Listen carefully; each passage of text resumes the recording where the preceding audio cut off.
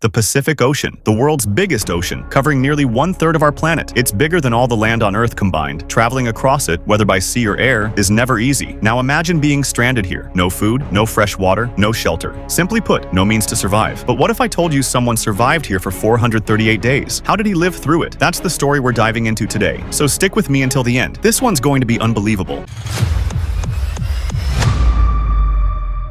It all began on November 17, 2012. A seasoned Mexican fisherman, Salvador Alvarenga, got a call from his boss. The weather was good, a perfect day for fishing. Normally, he took another experienced fisherman along, but this time, his usual partner wasn't available. Instead, a 24-year-old inexperienced man named Ezequiel Cordoba was sent with him. They set out from Costa Azul in a small fishing boat. The plan? A quick 30-hour trip. Because it was short, they carried very little equipment. A single motor powered the boat with a small fridge to store fish. They had a half-charged radio for communication and a GPS that wasn't waterproof. No roof over the boat, no backup. Unknowingly, they had just stepped into the greatest survival test of their lives. At around 1 a.m., nearly 120 kilometers from shore, disaster struck. A violent windstorm broke out. Even Alvarenga, experienced as he was, panicked, and Cordoba, terrified, screamed as waves smashed against the small boat. In fear, they threw almost everything overboard: fish, nets, even their oars. The storm raged for 6 hours, finally settling at 7 a.m. When the skies cleared, they saw a mountain nearby. Relieved, they tried to start the motor, but it was ruined by rain. They looked for the oars, but those too had been tossed into the sea. Helpless, they called their boss for help. He told them to use their GPS to share coordinates, but it was water damaged. The radio, already half charged, soon died too. Now they were trapped. No motor, no oars, no communication, only their bare hands to paddle. But the winds were merciless. Instead of pushing them to land, they dragged the boat further into the open sea. For 5 days, their boss searched near the mountain they described, but by then, the winds had already carried them 450 kilometers offshore. Completely cut off from humanity, they floated alone in the endless Pacific. No food, no fresh water, not even flares to signal ships, just two men in a tiny boat against an ocean that swallows everything. And so began one of history's most incredible survival stories. Rainwater collected in the boat gave them their first lifeline. For food,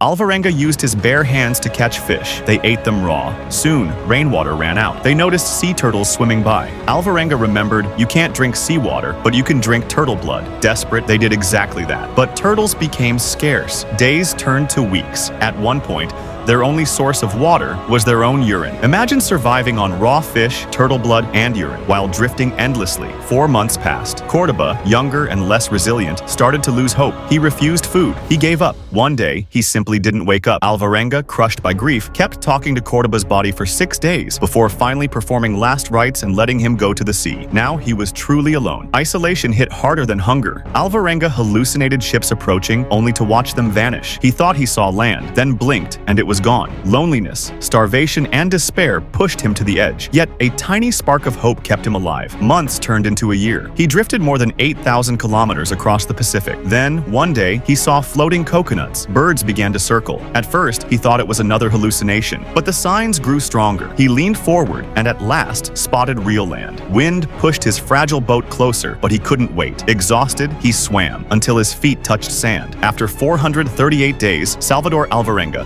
finally stood on solid ground. The island was remote, but soon he found a small house. A shocked couple opened the door to see a wild-looking man, clothes in shreds, body thin and covered in hair. Before he could speak, he fainted. After being treated and revived, he told his unbelievable tale. From there, he was taken to safety, given medical care, and eventually returned home, 500 days after the day he left. But survival didn't end the struggle. Cordoba's family accused him of cannibalism, suing him for $1 million.